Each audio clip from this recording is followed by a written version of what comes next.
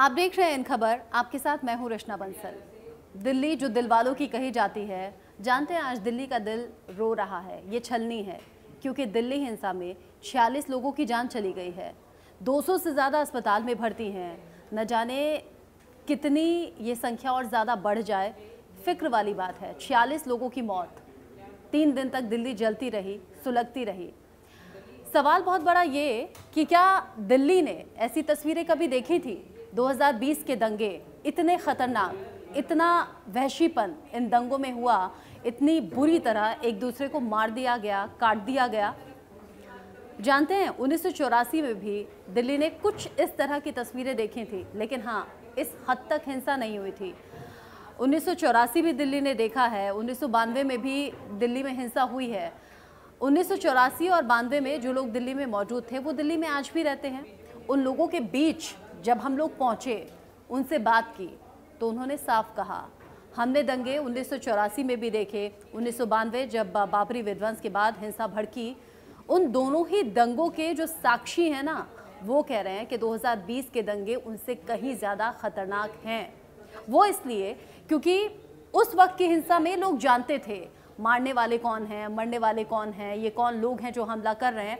लेकिन इस बार के हमलों में, इस बार की हिंसा में 150 से 200 लोग अचानक आते हैं, हथियार उनके हाथ में होते हैं, कुछ नकाबपोश होते हैं, कुछ खुले चेहरे के होते हैं।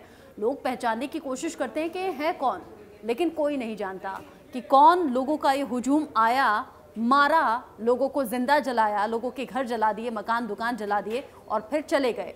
कहाँ से आए, कहाँ चले गए, ये कोई नहीं जानता। साथ ही साथ कुछ ऐसे सबूत भी मिल रहे हैं जिससे पता चलता है कि दिल्ली में जो हिंसा हुई है वो सुनियोजित तरीके से हुई है, यानी कि प्री प्लान ये हिंसा थी। चाहे वो आप पार्षद ताहिर हुसैन का घर हो, जहाँ बड़े बड़े कैरेट्स में मोटे मोटे पत्थर थे, कोल्ड ड्रिंक की बोतल से पेट्रोल बम बनाए गए थे, साथ ही गुलेल वहाँ से मिली, तेज़ाब के पैकेट मिले। और सिर्फ ताहिर हुसैन के घर की छत में क्यों कहूँ, स्कूलों की छत और मकानों की छत, सामान ढोने वाला जो रेड़ी होती है, जो ठेला होता है, उस पर बड़ी सी गुलेल बना दी गई। स्कूल की छत पर इस तरह हिंसा फैलाने का सामान मिला। आप समझिए, इतनी बड़ी बड़ी गुलेल के जरिए पत्थर फेंके गए, तेज़ाब फेंका गया, पेट्रोल बम फेंके गए। दिल्ली में जहां देखो वहां आग जल रही थी, लोग रो रहे थे, लोग चीख रहे थे, लोग अपने को बचाने के लिए अपने घरों को छोड़कर भाग रहे थे। कोई कहीं शरण लिए हुआ था, कोई कहीं शरण लिए हुआ था। नतीजा ये 46 लोग मर गए और न जाने कितनी ये संख्या बढ़ जाए। आप यकीन जानिए, ये दंगे तब भड़कते हैं जब जब कोई नेता भड़काऊ बयान देता है, कोई भड़काऊ भाषण ऐसा दे देता है, जब वो आपको वहाँ पर वार करता है जहाँ आपको चोट लगती है। आपकी कमज़ोर नफ्स को वो पकड़ता है, कुरेदता है, छेड़ता है और फिर आपको उस जगह चोट करता है कि आप भड़कें।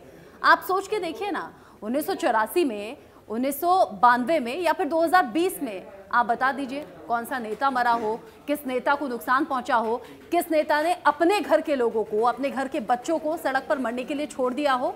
देखिए, किसी का नुकसान नहीं होता, नुकसान होता है आपका और हमारा, नुकसान होता है आम लोगों का। अब दिल्ली हिंसा में ना हिंदू या मुसलमान नहीं मरे हैं, दिल्ली हिंसा में इंसान मरे हैं, इंसान, 46 इंसान। सोचकर देखिएगा, आगे अपने विवेक का इस्तेमाल कीजिएगा। ऐसी ही तमाम खबरों के लिए आप बने रहिए इन खबर के साथ। इन खबर चैनल को सब्सक्राइब करें और बेल आइकन दबाना ना भूलें।